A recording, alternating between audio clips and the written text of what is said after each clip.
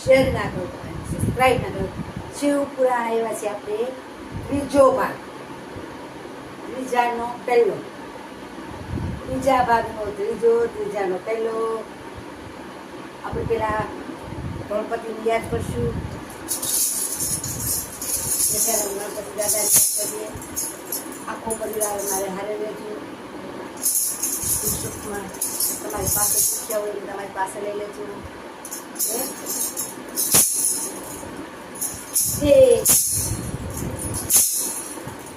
હરી હરી આવો તે રંગમને જલકાયો, પ્રભુ આવો તે રંગ મને જલકાયો. બીજો ચડતો નથી કે રંગ ચલના, આવો તે રંગ મને જલકાયો. વાલા આવો તે રંગ મને લગાય. બીજો ચડતો નથી કે રંગ વિઠ્ઠલનાથ, આવો તે રંગ મને લગાયો. હરી આવો તે પ્રભુ આવો તે રંગ મને લગાય. બીજો ચડતો નથી કે રંગ ચલના, આવો તે રંગ મને લગાયો. આપણે આવ્યાથી ત્રીજા ભાગની ત્રીજી વાર્તા ને પહેલો ભાગ. આપણે પેલા લક્ષ્મીકાર સમજ્યા.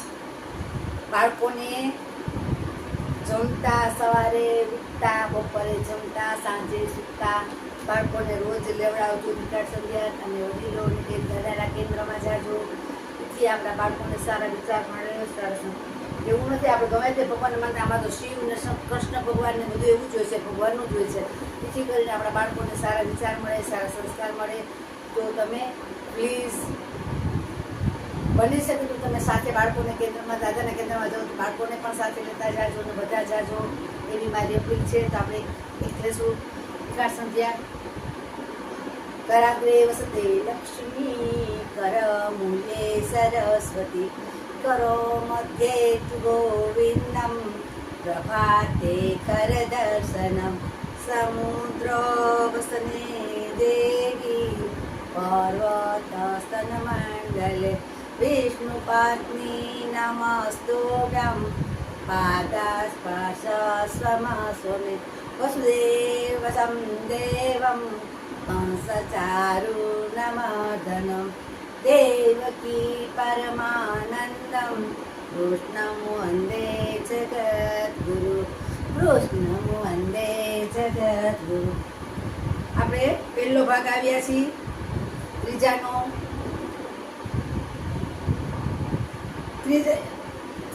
થડ છે. કામથી લજિત બ્રહ્માનો કંદર્પને શ્રાપ. કામથી લજિત બ્રહ્માને કંદર્પનો શ્રાપ. ત્રીજા સ્થળનું કદાચ હું લખતા ભૂલી જાઉં તો તમે સમજી જાજો. બ્રહ્માજી અને શ્રી શિવ મહાપુરાણ લેખક છે એના મહર્ષિ વેદ વ્યાસ. બ્રહ્માજી કહેવા લાગ્યા, મારા મનથી એક અત્યંત સ્વરૂપવાન કામવાણ અને સમો પુરુષ ઉત્પન્ન થયો. ત્યારે ત્યાં ઉપસ્થિત બધાનું મન વિકૃત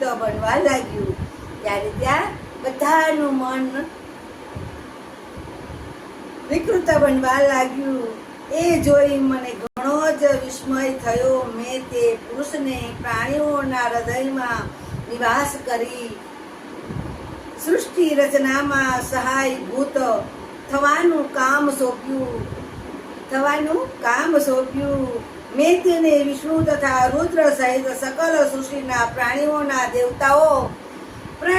દેવતાઓ સહિત એના વંશમાં રહેશે એવું વરદાન આપ્યું. મારો અભિપ્રાય જાણી મારા બધા જ પુત્રો મુનિઓ અને પુરુષના તથા યોગ્ય નામ પાડવા લાગ્યા. દક્ષ વગેરે પ્રજાઓએ વગેરે પ્રજાઓ તેને સ્નાન અને કન્યાઓ આપી. ઋષિઓએ એમ કહ્યું કે તું બ્રહ્માથી ઉત્પન્ન થયો છે. ઋષિએ કહ્યું કે તું બ્રહ્માથી ઉત્પન્ન થયો છે, તે તત્વજ્ઞાનને મંથનારો છે, તેથી તારું નામ મંથન છે. તેથી તારું નામ મંથન છે. મારા પુત્રો કહેવા લાગ્યા, હે પુરુષ, તું મનોભાવ અને પામી સુંદર દેખાવ કરે છે, તેથી તું કામદેવ તરીકે પ્રખ્યાત થઈશ. વળી તું મદોમંત કરવાવાળો છે, તેથી તું લોકો તને મંદ તરીકે જાણશે. લોકો તને મંદ તરીકે જાણશે. અને તું તો બ્રહ્માના ગર્ભથી જન્મ્યો છે. તું તો બ્રહ્માના ગર્ભથી જન્મ્યો છે, માટે કંદ નામે પ્રખ્યાત થઈ. તારા સ્થાનોમાં તું સર્વવ્યાપી થઈશ. હે પ્રાણીઓના હૃદયમાં વસનાર કામ અને આ દક્ષ પ્રજાપતિઓ તારી ઈચ્છા અનુસાર તને પત્નીઓ શોભશે. તારી ઈચ્છા અનુસાર તને પત્નીઓ શોભશે. અને તે સ્વરૂપવાન નારીઓ તારી કામિની હશે. અને આમ કહી મારા પુત્રોએ તે લોભામણા અને તે સ્વરૂપવાન નારીઓ તારી કામિની હશે. સ્વરૂપવાન,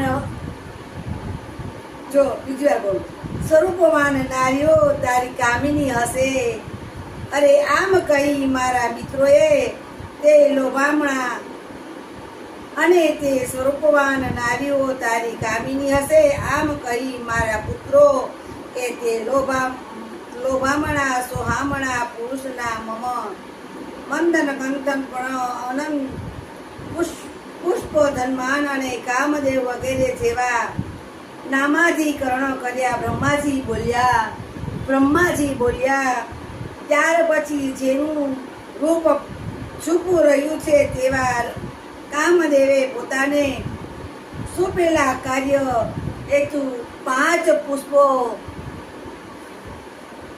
બાણ અને અર્પણ, રોચન, મોહન, શોષણ તથા મારણ નામે 5 શસ્ત્રો મેળવ્યા. 5 શસ્ત્રો મેળવ્યા. અને તે વખતે ત્યાં બ્રહ્માના મનથી પ્રગટેલી અને અતિ સુંદર રૂપવાળી, સુંદર શક્તિ ધરાવતી મલ્લિકાના પુષ્પ જેવી અને બ્રહ્મા ધ્યાન મલ્લિકાના પુષ્પ જેવી અને બ્રહ્મા ધ્યાન ધરતા ત્યારે તેમના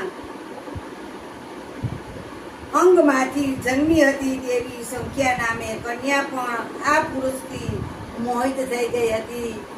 કન્યા શું, જો આખું એક ફરીથી વાંચું છું. આગમાંથી જન્મી હતી, એ પોતે કન્યા આગમાંથી જન્મી હતી. અને તેવી જ સંખ્યા નામે કન્યા પણ આ પુરુષથી મોહિત થઈ ગઈ હતી. પોતે આગમાંથી જન્મેલી હતી. તો આપણે પહેલો ભાગ પૂરો કર્યો છે. બીજો ભાગ આવશું, ત્રીજાનો બીજો ભાગ આવશું. જો બોલો, એ કન્યા આગમાંથી પ્રગટ થઈ હતી. તો એને આવી જ રીતે આપણે જે દીકરીઓ એના માના કોખે જન્મ લે છે ને, તો એ પણ એક દીકરો કે દીકરી જન્મે તો લક્ષ્મીનું સ્વરૂપ છે, દીકરો જન્મે તો એ કૃષ્ણ ભગવાનનું સ્વરૂપ છે.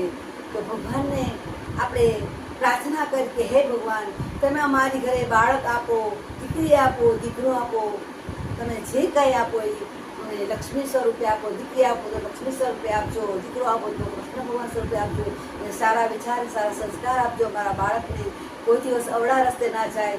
કોઈ દિવસ અત્યારે જો કેવા કિસ્સા બને છે. દીકરી માનું નથી સારું, ભાઈનું સારું નથી. પહેલાના જમાનામાં કેવા ભાઈ બહેને પ્રેમ હતા, લાગણી હતી. મામાની ઘરે 6 મહિના રોકાઈ આવતા, 5 મહિના રોકાઈ આવતા.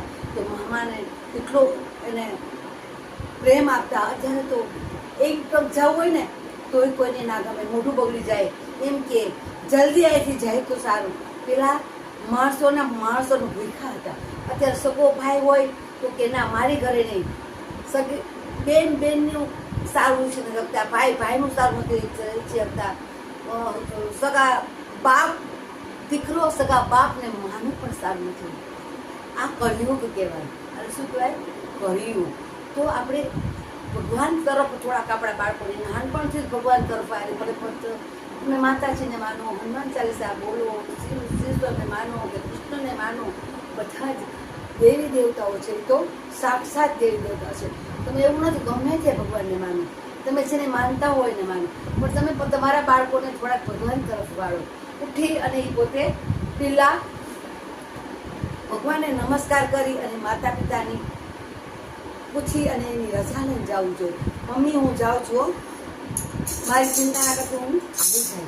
એ મમ્મી પણ અત્યારે દીકરીઓ સાસરી છે ને તો વડીલોને ના પૂછે કે ના અમે જાય છીએ ને અમે આમ કરીએ છીએ, ન કરે કાંઈ કરે ન કાંઈ કરે ને એમને પૂછા વગર વયા જાય. જરાય વડીલોનું માન જ નથી અત્યારે. એટલે એવું ના થવું જોઈએ. તમારા મા બાપને કોઈક રીતે વર્તન કરે અને એને કોઈક આવી રીતે ઓલું કરે તો કેવું થાય? તમારા મા બાપને કોઈક દુઃખી કરે અને એનો દીકરો પેટનો એને ન સાચવે તો એને કેવું થાય?